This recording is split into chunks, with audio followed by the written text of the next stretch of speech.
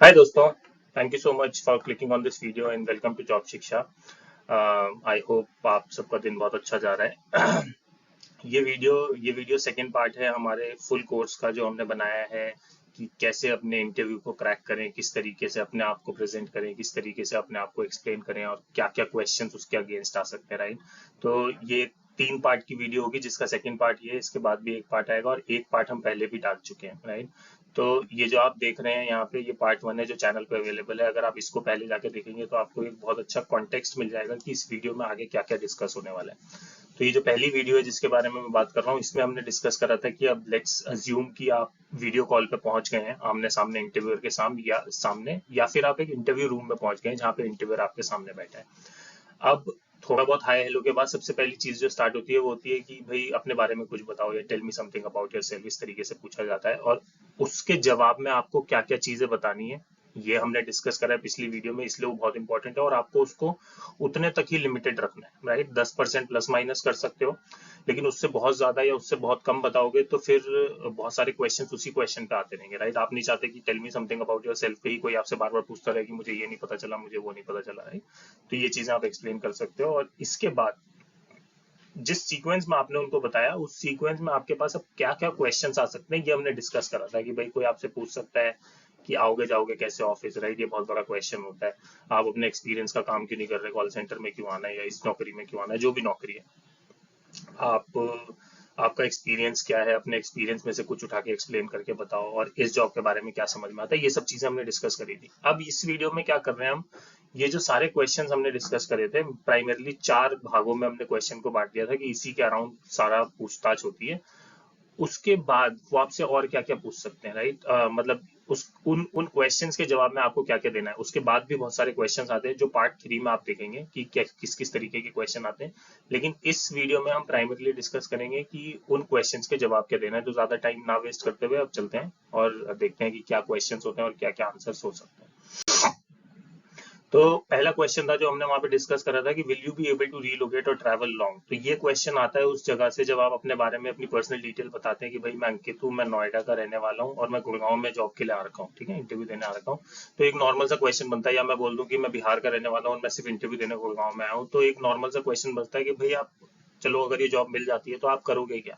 क्या आप यहाँ रोज आना शुरू कर दोगे, आप यहाँ ही रिलोकेट हो जाओगे, क्या कैसे हैंडल करोगे।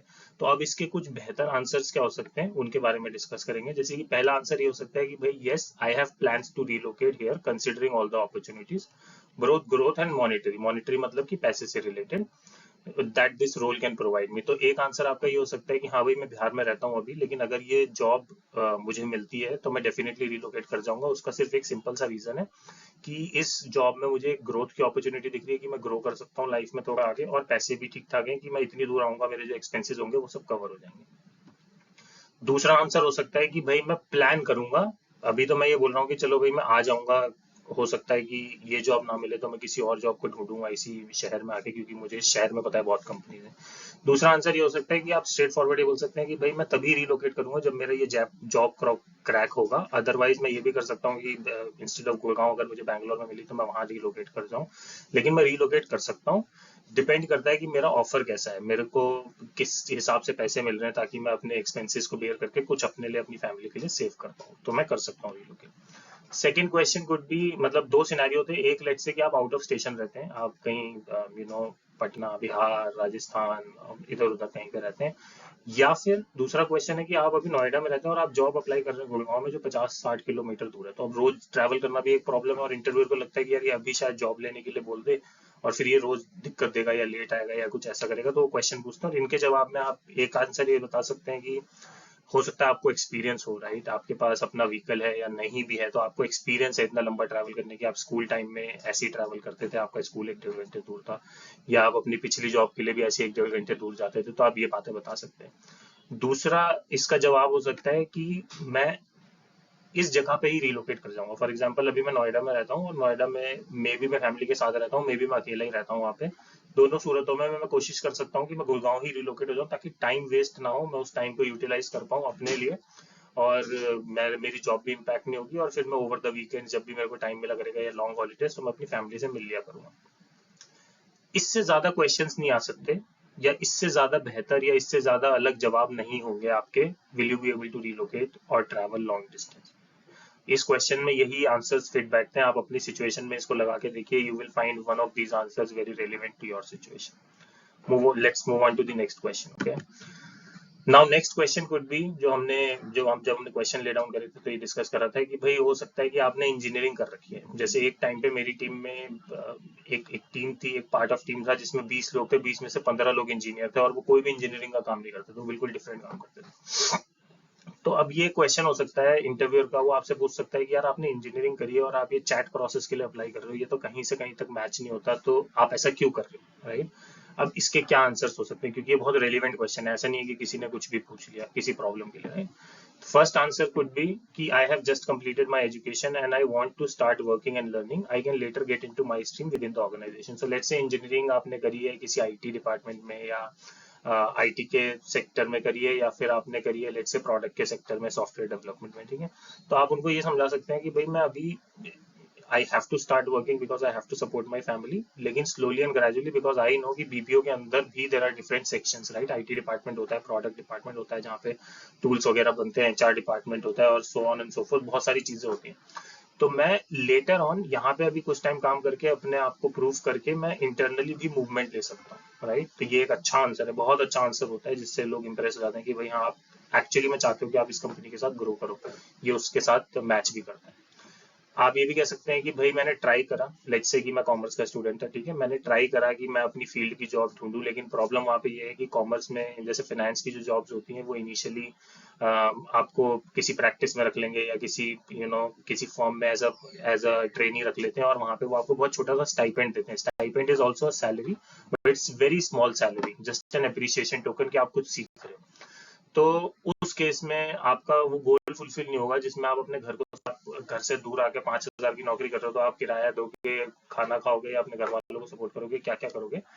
इसलिए you want to switch into a different field where your experience get time के साथ एक्सपीरियंस भी गेन करते रहे और फिर आप इवेंचुअली इस फील्ड में ग्रो होने की कोशिश कर सकते हैं। Next could be a very honest answer, जो मेरे सीवी में निकल के आता है, मैं अपफ्रंट बोलता नहीं हूँ लेकिन वो दिख जाता होगा कि भाई I did not get good grades, ठीक है, इसकी वजह से मुझे मेरी फील्ड की जॉब नहीं मिलेगी। मैंने बीटेक तो करी है, लेकिन मेरे बीटेक में 50%, 60% नंबर थे, जिससे आज की डेट में कोई कंपनी, अच्छी कंपनी जनरली जॉब नहीं देती अनलेस आपके पास इंजीनियरिंग का बहुत अच्छा एक्सपीरियंस हो, है ना?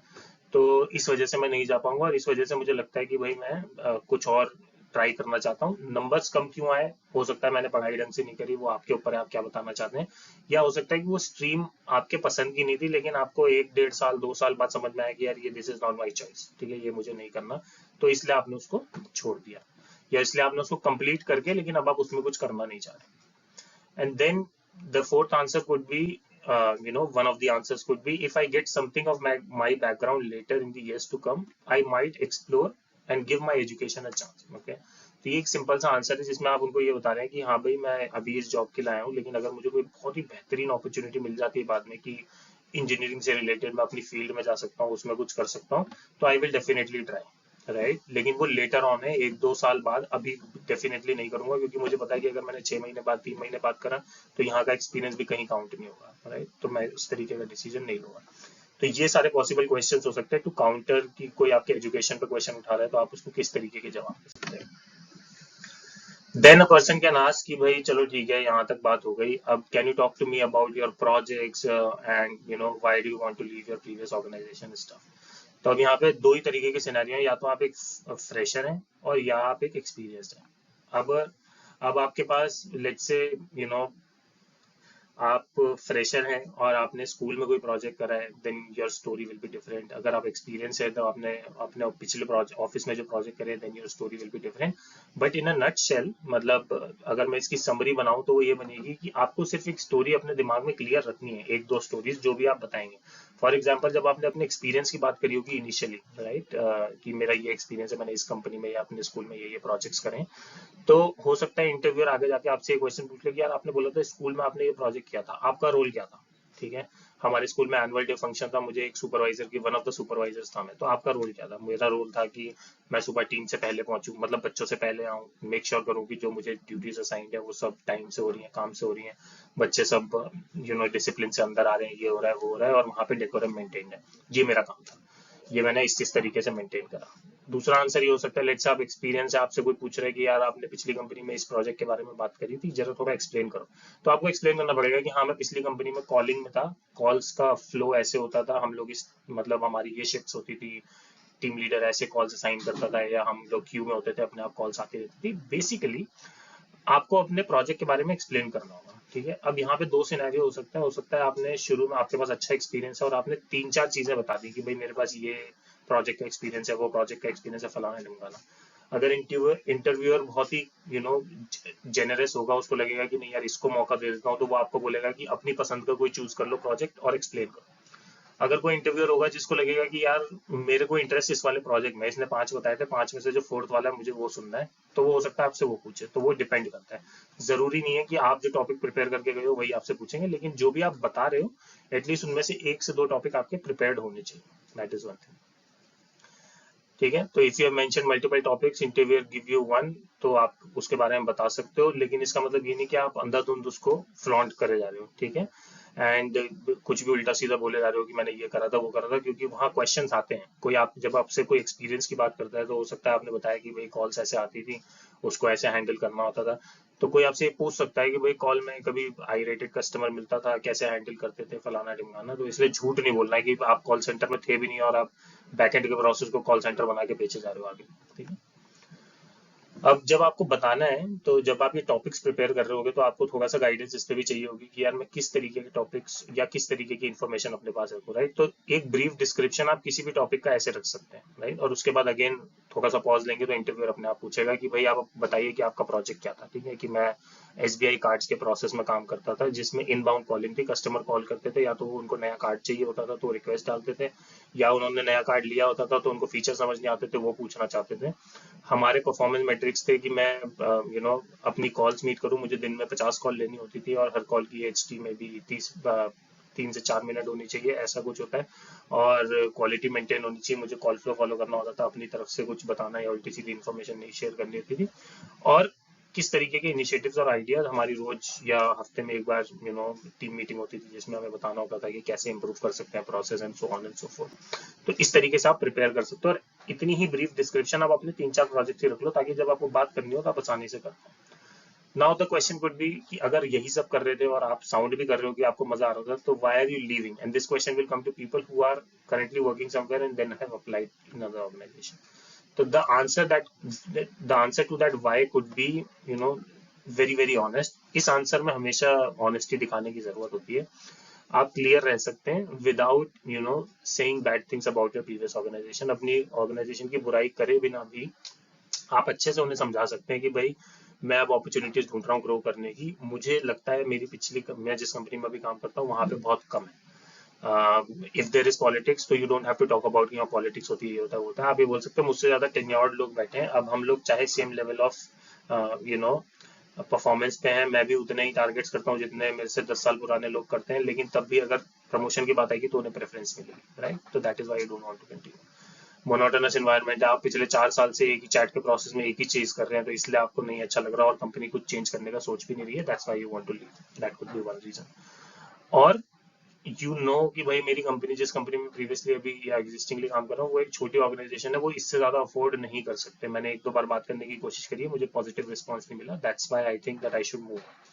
ये कुछ आंसर्स हो सकते हैं, अच्छे आंसर्स। इसके अलावा भी कुछ जेन्युइन आंसर्स हो सकते हैं, you can share it, right. आप बता सकते हैं कि मेरी फ्रिक्शन है मेरे टीम लीडर के साथ, क्योंकि भाई वो उसकी एक्सपेक्टेशंस ऐसी होती हैं कि मैं ऑफिस के बाद भी काम करूं, फलाना ढिमकाना, लेकिन ये एक बहुत ज्यादा बुराई की तरह निकल के नहीं आना चाहिए, ना ही टीम लीडर की, ना ही कंपनी। ठीक है, आप एक एक्सप्रेस कर सकते हैं कि मेरे पास अपनी भी रिस्पॉन्सिबिलिटीज है, इसलिए मैं इतना नहीं कर सकता, that's why I am trying to switch. Moving on to the next one, why do you think that you fit this job, right? When you were telling something about yourself, right, when you were giving your introduction, you also mentioned that you have read about this job description, जिसके लिए आप अभी बैठे हुए interview दे रहे हैं, आपको पता है कि ये जॉब क्या है, कैसी है, HR ने समझा है। तो अब वो आपसे पूछेगा कि चलो आपने ये सब देख लिया, पढ़ लिया, why do you think that this job fits you? एक answer could be talk about what you understood, right? आपने शुरू में थोड़ा सा ब्रीफली टच किया था, अब आप थोड़ा और एक्सप्लेन कर सकते हैं कि भाई मुझे ये चीजें समझ में आई जॉब डिस्क्रिप्शन से, and this is how it matches with my experience, my education, that is why I think I am the right fit. तो एक ये अच्छा सपोर्टिंग आंसर हो सकता है कि मेरे को इसलिए लगता है मैं इस जॉब में फिट हो जाऊंगा। इसके बाद होता है कि if you are changing role from calling to back end, for example let's say कि आप एक अभी कॉल सेंटर में, आपके कॉल्स के टारगेट होते हैं पूरे दिन हेडफोन लगा के 8 घंटे बैठे रहो, 50 कॉल लो बैक टू बैक, ये वो। अब आप बोल रहे हो आपने एक कंपनी में अप्लाई करा है, हाँ यू आर सेइंग कि मैं चैट प्रोसेस में जाना चाहता हूँ, राइट? तो अब वहां आप जाना चाहते हो तो पीपल विल आस्क यू कि यार ये आप क्यों कर रहे हो, वाई आर यू शिफ्टिंग और why are you changing domain, आपको इतना अच्छा एक्सपीरियंस है कॉलिंग का। You can just be honest कि भाई मुझे नहीं करनी कॉलिंग अभी, इसलिए मैंने सोचा है कि मैं चेंज करूंगा। तो वो बोलेंगे यार लेकिन आपको चैट का तो एक्सपीरियंस नहीं है। यू कैन टेल देम कि मैं ये पिछले 6 महीने 1 साल से सोच रहा हूँ और मैं अपने आप को प्रिपेयर भी कर रहा हूँ। फॉर एग्जाम्पल चैट में टाइपिंग स्पीड होनी चाहिए, राइटिंग स्किल्स होने चाहिए, तो उन सब चीज़ों पे मैं कोर्सेज करता रहता हूँ, अपने आप को ट्रेन कर रहा हूँ ताकि किसी तरीके की प्रॉब्लम ना आए। तो this can be your one of the answers when you से कि I fit for this job, right? And these are the good possible answers that you can give. That was it. That was about how you should tackle those questions. अब इसके अलावा भी कुछ questions आते हैं, आपकी strengths क्या है, आपकी weaknesses क्या है, why do you think we should consider you again, they will ask you, drill you. तो उन सब चीजों में ना आपने जो पहले बोला है उन्हीं में से इंफॉर्मेशन कलेक्ट करके बताने की कोशिश करिए, प्रेजेंट करने की कोशिश करिए बेटर वे में। जब तक बंदा ये पूछता है ना कि अपनी स्ट्रेंथ बताओ, वीकनेसेस बताओ, बहुत हाई चांसेस हैं कि उन्होंने ये डिसाइड कर लिया है कि you will be selected for this process. Now they are just trying to drill you down कि तुम कहाँ पे जाके ना इवेंचुअली मे बी हार मान जाओगे या कुछ करोगे। लेकिन वो उस टाइम पे ये भी देख रहे होते हैं कि आप कंफ्यूज तो नहीं हो जाते, राइट? तो वो क्वेश्चन पूछ रहे हैं तो आपको हमेशा ये ध्यान रखना है कि मैं पिछले 10-15 मिनट से कुछ बता रहा हूँ इसको, तो मेरी बातें उन चीजों से मैच होनी चाहिए। अब मैं कोई नई चीज नहीं बता सकता या कोई नया एक्सपीरियंस या नई एजुकेशन के बारे में नहीं बोल सकता कि ये भी स्ट्रेंथ है मेरी या वो भी स्ट्रेंथ है, ठीक है? तो ये सब चीजें ध्यान में रखोगे तो it will always always benefit you. I think these are the best answers based on my personal experience and our team who has been taking interviews or you know taking interviews or giving interviews from a very long time. If you think that there could be more questions जिसके हमें answer देने चाहिए तो आप please हमें comments में बताइए, हम वो चीज भी कवर कर देंगे। और अगर आपको लगता है इससे बेटर भी आंसर है तो प्लीज वो भी बताइए, क्योंकि मुझे पता है जिसने बहुत ज्यादा इंटरव्यू दिए उनको पता है कि किस तरीके के आंसर्स हम दे सकते हैं। So that was it. Please stay tuned, and there will be next video that will be coming in as a part 3. Must watch, that video, and then good luck for your interview. All the best.